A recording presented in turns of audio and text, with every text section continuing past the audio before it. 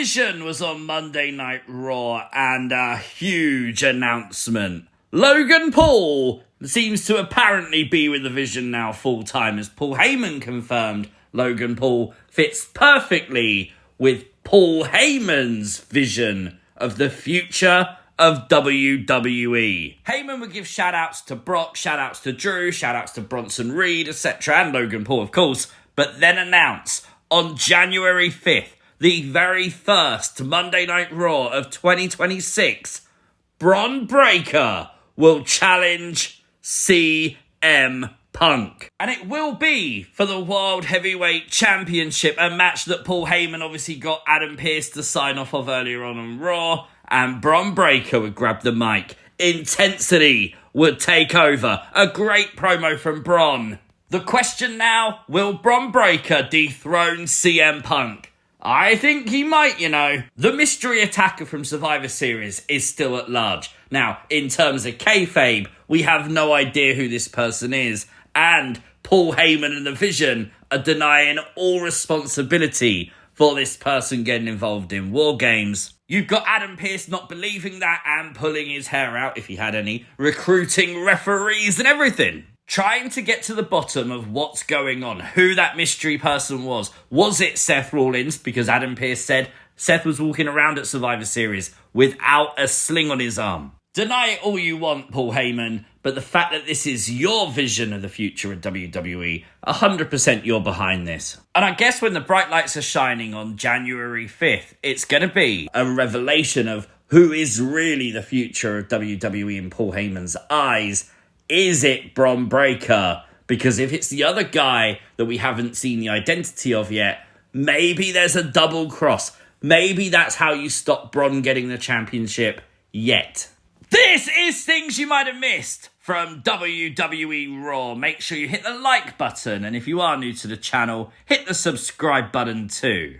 After success at War Games, Rhea and Io would kick us off tonight, coming to the ring, saying that this is not over. The Kabuki Warriors betrayed her best friend, so therefore they want revenge, and they want the women's tag team titles. By the way, whoever bought this as a fan sign to Raw, well, you deserve a pat on the back. Absolutely brilliant. Much like what happened next, as Charlotte and Alexa would emerge and say, look, we're all for you getting revenge on the Kabukis, but we didn't get a rematch. We want the women's tag team titles, and that would set up our main event tonight. Rhea and Io versus Charlotte and Alexa. There was a few botches in the match tonight, not going to lie, but I do like that a little bit. As commentary said, these women just went to war in War Games, right? It kind of therefore makes sense. This was a pretty good match, though, to be fair, until the Kabuki Warriors would get involved. Of course, this match would then be called off.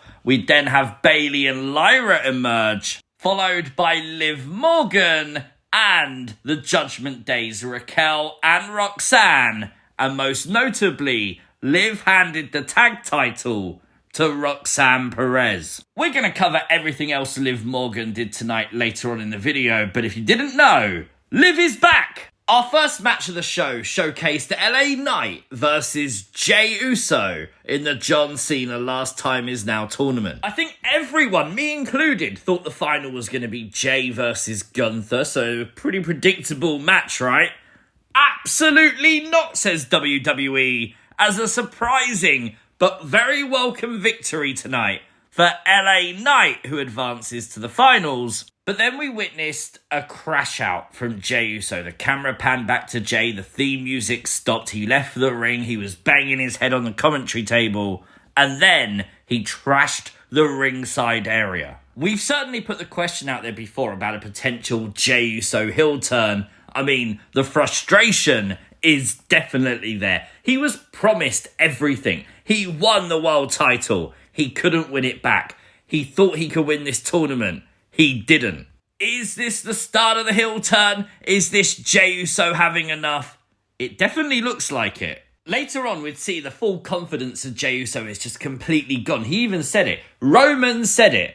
The championships look better on him. Basically implying the championships weren't made for Jey Uso. So it is certainly possible we just get a storyline of Jey Uso regaining his confidence. Our second tournament match of the night was Gunther versus Solo Sikoa. Who would take the final spot in the finals? Well, it was a great match, and after some outside and in-ring shenanigans that Gunther would overcome, Gunther would be successful, and Gunther advances to the final. LA Knight would emerge, and these two would have a face-to-face. They will clash this Friday on SmackDown. Who do you think's going to win the tournament? Who do you think will be the man to be the last ever match of John Cena? Let me know your thoughts in the comments down below. I've initially seen a lot of people, they're really unhappy with the fact that the Wyatt 6 didn't cost Solo. After what we saw Friday, that would have made a ton of sense. But we haven't really seen a lot of shenanigans in that way throughout this tournament. And I do feel like WWE are just trying to keep this tournament separate from storylines, so to speak. Creating storylines from it, 100%. Pursuing storylines, 100%. But using a black cloud over it where Solo might have won, I feel like they're trying to stay away from that kind of stuff. Liv Dom is reunited and arrived tonight in a lowrider where we'd see the reunion of Liv and Raquel. It's been so freaking long. Initially, though, Liv Morgan would seemingly blank Roxanne Perez and give Finn Balor a sort of dirty look, but initially only lasted a while, as in the ring later on, Liv would say both Roxanne and Finn's name when saying how good it was to be back with the Judgment Day. This was during Dom's sort of celebration of winning the Intercontinental Championship, which, by the way, he has kept John Cena's side plates on. That's savage. Dom giving Liv a special entrance tonight to welcome her back to Monday Night Raw. Liv then absolutely killing her promo by saying, "This is it now. Judgment Day, since I've been away, I've heard some things. You're not feared anymore. You've lost your gold. And it all changes now. The Judgment Day is coming for everything. Because Liv Morgan is back." You heard it, she's back. And if you're still not exactly sure, Liv would reconfirm the fact she's back by confronting the Women's World Champion, Stephanie Vaquer. Stephanie, I'm sorry, your days are numbered. Just give the title to Liv, please. AJ Styles and Dragon Lee would successfully defend their tag team titles against the New Day tonight. What a finish to their match as well, by the way. The double stomp into the Styles Clash. Perfection. I really like this team. Hopefully WWE has some good plans for them going forward. Talking of going forward, where does this leave the New Day? Their entire skit for months has been, the tag division is dead without us. We haven't got a shot. We're not being treated fairly. Now they've got their shot. They've had their opportunity and they lost. Where does that leave the New Day going forward? A really cool vignette tonight for Maxxine Dupri. And I asked for this a couple of weeks ago and I'm really pleased they did it. Showing Maxxine training. We keep hearing about how she's learning and how she's working out and how she's getting better in ring. And they're now showing us. This is exactly the presentation I want to see. This was really cool as well because obviously it was being done in the dungeon. Training with Natalya. And I really hope that this is the start of the Lowkey Legend character sort of coming into the WWE universe a bit, because we've seen it in AAA, we've seen it in NWA. The Lowkey Legend, Nattie Neidhart, is absolutely brilliant. There's nothing wrong with Natalya, but it's been done. Now she needs something new, and this is exactly the character for Nattie. We did see Adam Pearce confirm to Ivy Nile that she is next in line for a women's Intercontinental title match. Presumably that's from the little feud between Ivy and Maxxine, because Ivy hasn't wrestled on TV for literal months at this point. We also found out that the Fighting Tag Team Champions AJ Lee will defend their tag belts again next week, this time against the War Raiders. Rey Mysterio was talking about potentially going after Dom and the IC Championship when Logan Paul would come in and say that that belt will soon belong to the Vision, and then there would be a bit of physicality. Logan Paul would say he's going to retire Rey Mysterio. So next Logan Paul feud seemingly confirmed.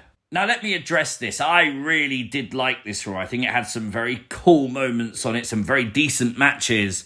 But Triple H earlier today described this week's episode of Raw saying it was going to be epic. And I really wish he'd stop saying that, man. It was the same argument with Tony Khan in AEW when he used to do stuff like this. And Triple H, you're doing it too. You've got to stop overselling what the show is going to be, because it just builds expectations that then don't live up to the hype. That being said, I still give this episode of Raw a decent 8 out of 10. I still thoroughly enjoyed the show. But let me know your thoughts, as always, in the comments section down below. Subscribe to the channel if you're new. Hit the notification bell. You will never miss another upload. Like the video, share the video. See you next time.